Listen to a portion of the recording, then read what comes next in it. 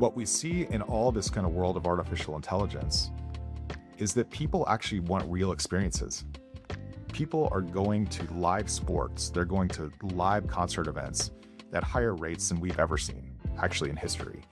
And that is a really good example of fundamentally what people want is they want to be together.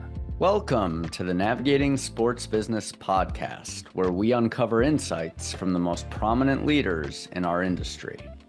Today, I am happy to be joined by Brian Mirakian, a senior principal at Populous. Brian and I first met about 5-6 years ago. We were doing some work for Populous, and I think Kansas City was one of my first post-COVID trips as we were looking at how to get people back in venues and stadiums of the future and lots of fun stuff. But it was a very weird, masked, 6 feet apart time. Not sure if you remember that, Brian, but good to be talking to you in better times. Yeah, Jeff, great to join you here, and so nice to see you as well. Yeah, we are certainly in better times, and my goodness, yeah, that was a lot of trepidation at that point in time about whether or not people were going to come back together, and they certainly have. So it's really a different outlook, certainly on the industry. Yeah, and for those listening and wondering, ventilation, airflow, there were a lot of interesting things back then that people cared a lot about for obvious reasons, but I think most of what we'll talk about today is more interesting and fun. Evolutions of design and stadiums and arenas. Brian, you've been at Populous 20 years now. How give us a sense of kind of your role and what that means for the data at what is a seemingly ever-growing, ever-influential firm. Yeah. Well, Jeff, yeah, a lot has changed in 20 years. You know, it'll actually be 21 years for me in July. So coming up on my 21st anniversary. And, you know, it's just been so awesome to see really the evolution in the sports and entertainment industry. You know, our firm has been central, you know, to I think a lot of the evolution, certainly on the fan experience and built environment world as it pertains to you know, professional sports, live entertainment. And we've evolved, right, as a practice. You know, we have always prided ourselves on places that draw people together, communal experiences. And, you know, we've, you know, really gone into many different wonderful directions in terms of a COEX part of our practice, an aviation part of our practice, urban, you know, placemaking, mixed use districts, right? There's so many sort of elements, right, that continue to evolve, but everything is central really to bringing people together and fundamentally what do people want, right, from an entertainment or sports experience. So, you know, it's been really exciting to see behavioral patterns change in many ways, but in most ways it's the same, right? People just enjoy common experiences. They enjoy shared moments, right? Memories that can be made in these places. And I don't think that will ever change, candidly. It's something that, you know, has always been central to our work here at Populous. And I think will be central to, you know, people in terms of what they really desire as we look into the future. What are your buildings of present or recent accomplishments? Give us a sense of where you fit in to the broader organization. And what are the highlights? What have you been working on? You know, it's within my role at the practice, I have a real privilege and good fortune to be able to bridge across multiple segments within Populous as a company. Live entertainment is really the vast majority of projects that I'm involved with, things that are music centric, amphitheater projects, you know, live entertainment venues that are a lot of energy right now in the industry, sort of mid-capacity venues, arenas, you know, but also touching a lot of work in brand activation and things that are really kind of focused on the human experience, right, in our buildings, whether they're stadiums or ballparks. And so that's been really the role for me at Populous over the years is to really sort of bridge into new territories. You know, one of the areas of focus that I led for a number of years was actually digital entertainment and esports, right? When we saw a lot of that wave of activity happening. But right now, most of my work is really focused on, what is that live entertainment experience? And so, doing a lot of work with Opry Entertainment Group in Nashville on a whole host of projects that they're involved with, and working with Universal Music actually on a hotel property that they're bringing to North America, and Okay. and then assisting in a whole host of other project types that are brand activation focused, and so it's a really exciting point in time, and really fortunate to have amazing teams that I'm collaborating with, and just a great outlook just in general in terms of where the industry's headed. How much would it? I know there are a lot of factors, by the way, like the market, what ownership is pushing for, asking for, to your point, how many premium offerings. But at this point now, for our listeners who have not been interviewing architects or in the weeds of trying to build a new stadium or arena, for each of like an NFL stadium, an NBA or NHL arena, and then an MLB stadium, what is the rough cost that you should expect now if you're going to undertake an entirely new building? Oh gosh, Jeff. I mean, it's so hard to say, because each market is so different. Kansas City is a very different market than New York, right? Or Las Vegas. We go through a really exhaustive pre-con, period, with ownership groups to help really establish like what those costs should be, right? We start with the program phase where we sit down and we just understand these are all the drivers in the building. The programming actually follows a pretty exhaustive market study typically, right? Where we're going in, where we're trying to understand, what do the consumers want in the marketplace? What are the gaps that we're trying to fill, right? What is the demand for various different products? What does the seating capacity need to be, right? What are all the myriad aspects of, architectural programmatic components that need to be factored into the building? And then once we have a handle on that, right, there's so many elements that are site specific, right? One site on the waterfront would be very different, right, than a greenfield site, right, or an urban setting, right? The pre-construction phase, you meet with these owners. We certainly have had our share of experience with owners, and they are billionaires who are of many different personality varieties, backgrounds, but they certainly, more often than not, are used to getting their way and want to get their way. How do you manage your clients in that pre-construction phase when they have a vision, when they have a lot of different things they want, which I'm assuming might not always be as simple as what they think it is? At a firm like Populous with 44 years of institutional knowledge that we've built up, thousands of projects, we have a lot of data sets, right, that we can draw from.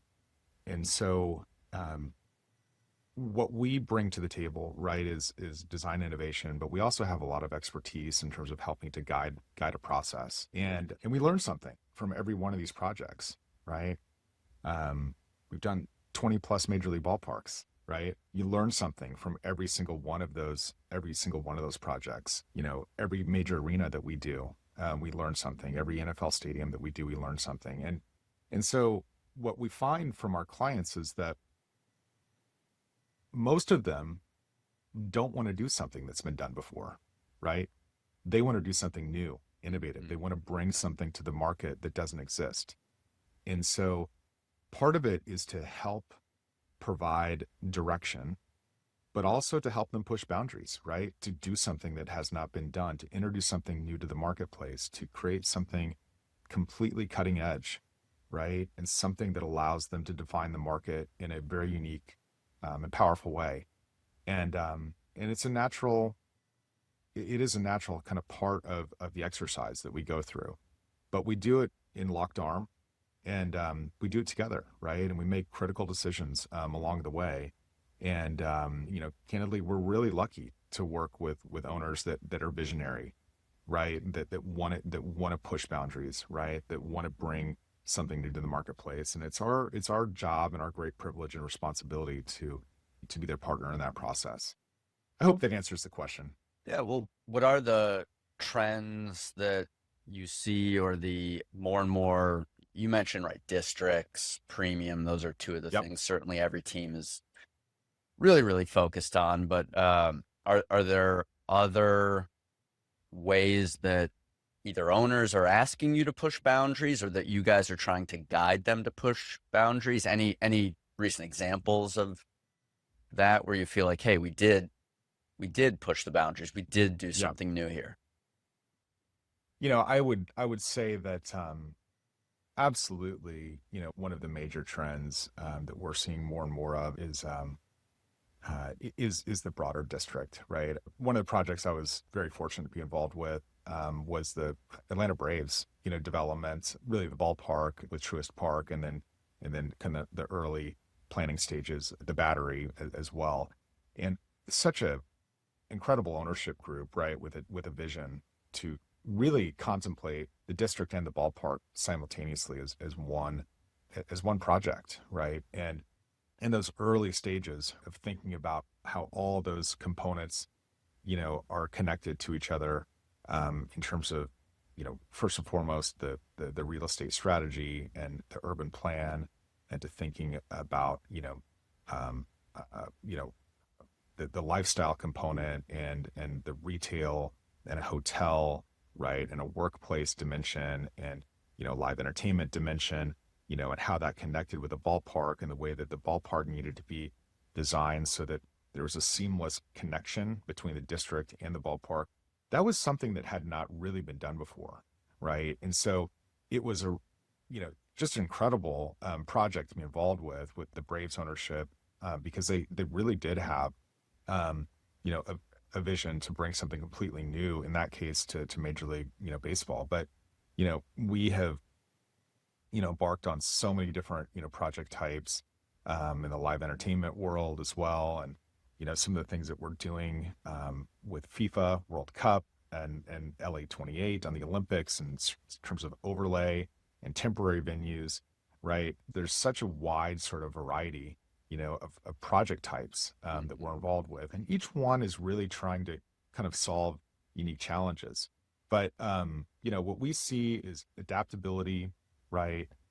Being able to sort of flex between event types, have venues, again, that are really dynamic in terms of addressing the needs of the market for their fans of today, their audiences of today, but also looking at the consumer of tomorrow, which is equally as important, if not more, right? Because you're trying to design and build a building that's going to be a 50-year, lifespan, right? Like, how do you design so that you can future-proof a venue? That's really, really critical. And how do you stay on the forefront of technology, right? Which is ever changing, and maybe accelerating more than we've ever seen, candidly. There's so many aspects of new forms of Yeah. technologies that need to be incorporated in these buildings. So we're at a very critical point in time, I would say, for the future of the industry, and for the future of these venues. But as I mentioned at the outset of the discussion, there's more demand than ever for live experience, and and right now there's so much innovation that's occurring. You just teed up like 5 questions I want to ask, so I have to think about how to prioritize them. Yeah. But before I forget, because it's so often talked about in our industry, the Battery in Atlanta and Truist Park, can everybody build that, or did they have a confluence of events that made it uniquely perfect there, and others just have to figure out what are their, or maybe not events, maybe not confluence of events, but confluence of factors, right? Traffic flow and the real estate and demographics, things like that. Is that something that everybody can replicate, or do you think that's going to be unique? I think, to your point, it's really driven by multiple factors: the land itself, right? Vehicular, access, public transit, right? Depending on, your development partners, right? Or if you're going to, independently develop the entirety of the district alongside the anchor, venue, whether that's a ballpark or stadium or an arena. There's so many, factors really that are at play. I don't think that there's necessarily a hard and fast blueprint that can be applied to every single one of these projects. But I do think it goes back to a really firm real estate strategy, right? And being able to really assist ownership groups with a really, really fundamental real estate strategy that can test, right, and analyze all these key elements, out of the gate, so that, if we take let's just call it in round terms, in like an 80-acre, property, right, we can go and develop a master plan out of, really at the outset that helps study, those key elements. And then from there, really support and understand what that acreage can support from a real estate standpoint. You take out the anchor venue, you take out the parking, and then you start to apply all the other programmatic components, right, that kind of fit the market and fit the aspirational economic goals for that ownership group plus development partners. That then really helps determine what that development needs, right? And I don't know that there's any sort of prescribed sort of blueprint that says every single mixed experience district needs to have these components, right? But what we do know is that for it to be successful in the context of what we're talking about today, there's going to be an anchor component, right? There's going to be an anchor venue, right? There's going to be some secondary entertainment, right? There's going to be, some public space that's going to be activated on a seasonal basis. And then it's really then understanding all the other drivers from there, and really working to create a customized and very personalized solution that meets the economic objectives for that ownership group. Can you think of a reason or an example of why an owner at this point, when looking for the right site for a new ballpark or arena, would not try to find as much acreage as possible to also do a district? You think we'll see any, hey, it's just a stadium, or it's just an arena, or it's just are those days gone? Is everybody only going to pick a site if it has the acreage to do more? Sure. It's hard to say, right? I mean, I think every ownership group has their own, aspirational goals, for how they, economically want to drive their business. I think in the future, we're going to see more weight towards the broader, district strategy with an anchor venue, probably than not. But it all does come down to economics, right? It does come down to, how much investment is available, right? And every market is going to be different. Every locale is going to be different, right? In terms of the availability to land, right? Which is obviously a huge driving factor. So it's hard to say, percentage wise, but I do think that moving into the future, we certainly see, a major trend unfolding with districts and a district anchor. But, I think that's to be seen, over the course of the next, 5 to 10 years. From a technology perspective, the rate of change is so fast, but you can't just design and then put a venue up in 6 months, right? It takes a few years. How do you open a building with quote unquote new technology when what is new the day that building opens might look very different than what just a year or two ago, right, you were planning for? The timelines feel like they just wouldn't sync up in a way that allows you to truly open with quote unquote new technology. How do you manage that? Yeah. I think that you always have to look into that crystal ball as deeply as you can.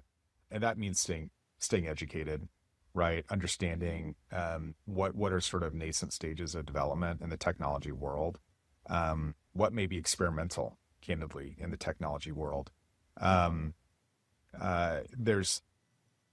We've worked with a lot of great clients over the years, right? That are very, very savvy, in terms of new and future forms of technology that are sort of in an experimental stage, right? That are need investment, right? To kind of get it to the next level because it fits a certain type of, entertainment demand, right? That needs to be, that needs to be solved for. And so, um, there is a really important aspect of just being on the forefront of innovation and understanding what's coming down the line. Maybe is being developed, but not quite to the market yet. So there's that side of things, right? There's all sorts of elements of technology that allow us to move components in a very seamless way. We have retractable seating systems now that are more seamless and in operability, right? At a tech level, that's really exciting because we can reconfigure, bowl environments to meet the demands of all sorts of different, event types, in a way that we've never done before.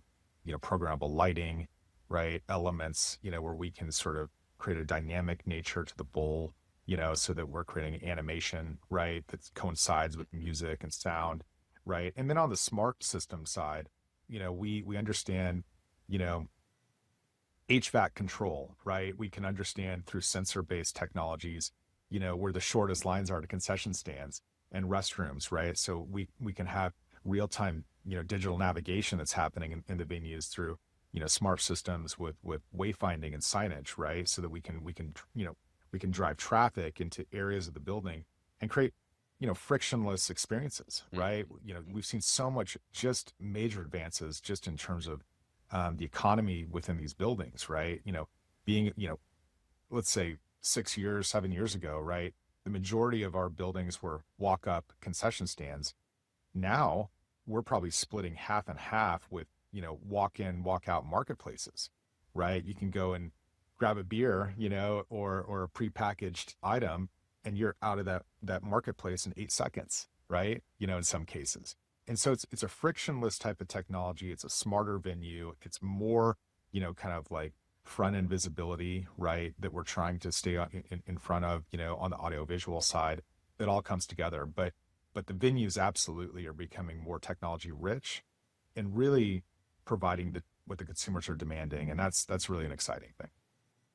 Do teams, organizations now just have to assume there's a CapEx budget every 3 years, 5 years? Is it every year that you have to assume we're going to spend money if there is an off season, this off season, because there's a new type of speaker, or there's always going to be something that we have to update or upgrade or change? I think that you're going into certainly a new major building with the expectation that, you're going to have years of life, right? It's hard to say. It's 5 to 10 years, before you go in with a major upgrade. Would like to think so, certainly, out of the gate. Where we see a lot of enhancement that occurs in our buildings in a fairly short-term basis is just understanding if like a premium space needs to be repositioned. There's always expectations around performance of certain, premium products. Oftentimes out of the gate, there may be a new corporate partner, right? That is brought into the fold, right? That maybe wasn't present, day one. There's all sorts of elements related to corporate partnerships, sponsorship sales, all sorts of things where the market can, and these ownership, groups may bring in new partners, right? And that provides an opportunity to reposition, something within the building. I do think there's, most of our clients, there's a healthy CapEx budget, just to, enhance and upgrade the building. But certainly, when you're talking about, the level of investment out of the gate for one of these buildings, you want the technology to perform for many years, right? And that's why you have to be on the front end, right, of selecting the right type of technology. If there are things that are changing with Wi-Fi, or DAS or different delivery models that are happening outside of our control, with, the major, technology providers, Apple has a radical shift in technology, right? The consumer is bringing a different device into the building and you need to support that differently. Then you address those things, right? But what we try to do is we focus on the things that we can control and we work on the delivery to the best of our ability, to meet the demands of our ownership groups. And but we certainly anticipate a life cycle that is, 5, 7 years, certainly 10 years, something along those lines. It's just occurring to me that I think it's against the rules to talk about technology without talking about AI. So I think I'm, yeah, contractually obligated to ask how that is factoring into how you think about technology in a new building these days. The way that we think about AI is on a couple different fronts. We, as a design firm, we think for the most part, we're really excited about like the way that we can utilize artificial intelligence on a design side of the ledger. And when I say that, the way that we can think about expanding a creative canvas, right, in really new and exciting ways for our clients. And so that's a start, right? How as designers and as a world leading design firm can we harness artificial intelligence? I think that we're all learning, right? There's a very important level of experimentation that's happening right now, but we're really, I think, across the board, really optimistic about the way that we can expand this creative landscape, right? To shape, new environments, right, for our clients. I think on the artificial intelligence side, I'd also go back to what I mentioned about smart buildings, smarter buildings, right? It's technology that's going to allow the buildings to become smarter, right? We're going to be able to analyze more data more quickly, right? To make the buildings operate more efficiently, right? To be able to, harness all this robust data that we have access to and create a much smarter, more efficient, better operated building. And for our clients, that's a really, really, I think, exciting new frontier. Aside from that, I just say at a philosophical level, what we see in all this kind of world of artificial intelligence is that people actually want real experiences. You're surrounded by artificiality every day, right? We're surrounded by artificiality in the way that we consume virtually everything from a media perspective and, like on our mobile device and a million different places we're surrounded by artificiality. What people really want are real experiences, right? And we see that empirically, right? People are going to live sports. They're going to live concert events at higher rates than we've ever seen, actually, in history. And that is a really good example of fundamentally what people want is they want to be together. They want to be together for shared human experiences where they can create memories, right? And so artificial intelligence is, it's a great topic to explore, but just as importantly, it's understanding what people really want. And that's to be together for human moments of shared experience. Thinking back to 5 or 6 years ago when I first met you and we were all together in Kansas City, I think even then you were talking about the future and what could be and the change that could be made. Is there anything that you've kind of had a vision for that we just don't have the technology or the materials or like it? We don't have the ability to create it yet, but someday you're really excited about, man, if we could just do this. I think that, yeah, it's such a good question. I think that we have this amazing convergence of entertainment and culture, right? Things that are, I think, just like bringing people together in such a, unique way. Artists are closer to audiences. Athletes are closer to fans than maybe ever before. I think what I'm excited by is how do we allow people to really fundamentally feel, right, what's happening on that field of play? How does it feel to be Taylor Swift when she's, standing on a stage in front of 90,000 people? How do we do that? How can we create a building that not only allows you to have an amazing spectator experience, but fundamentally allows you to have a behavioral experience that simulates what it's like to be Messi on that pitch in a World Cup match in the 90th minute with the game on the line. There are so many things that I'm really looking forward to in terms of like, how do we create a more enhanced experiential condition between an audience or a fan and an athlete and an artist? And to me, like, that's where this world is headed. I go back to it, to where we kind of started the conversation.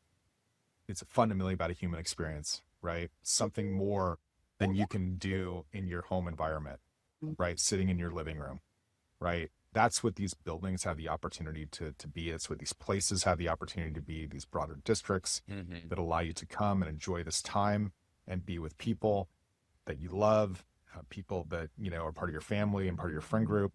And when you go inside and you experience that event, you are more close than ever.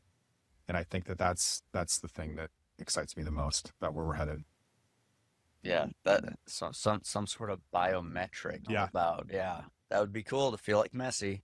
Well, let me wrap up here with some rapid fire questions. You can be as brief as you'd like on these.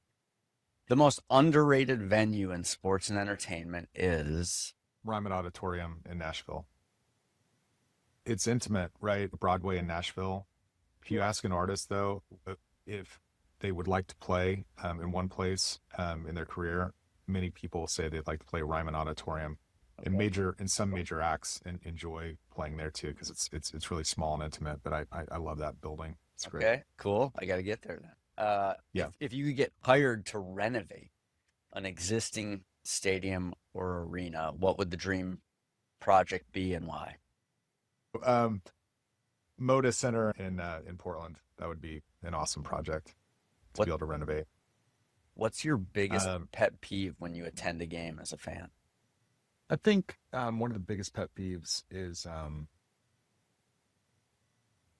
just congestion and not being able to get from point to point in a building because there's barriers, right? That's one of my biggest pet peeves is I want to have, and I think everyone wants to have access to everything, and so and not having barriers that restrict access. That's a pet peeve of mine. All right, two more here. One meal in Kansas City. Where are you going? I would go to Kansas City Joe's barbecue. Classic. Good answer. You need to go. And last question. To anybody listening who wants to be you, who wants to be that great designer in sports and entertainment, just starting out, changing careers wherever they might be, what's one piece of advice to success in design? A design career, I should say. I just say dream big, and have a non-failure mindset, right? Ultimately, a career is defined by so many facets, but ultimately it's continuing on, right? And ultimately staying true to a vision and staying true to wanting to do good things for the world. That's the biggest thing that I think drives anyone with a successful career. Good stuff. Populous certainly dreams big. I know you do. And very grateful to work with you guys and always very impressed by the work you do. So thank you for building the venues that we get to experience those live events in. And thanks for joining us today. Thank you, Jeff. Really appreciate the conversation. For our listeners, if you have any questions or comments, please feel free to reach out to us. My email is jeff@nvgt.com. You can always connect with me on my personal LinkedIn or the Navigate page as well. Again, this is Jeff Nelson with Navigate, joined by Brian Mirakian. Thank you for joining us on Navigating Sports Business.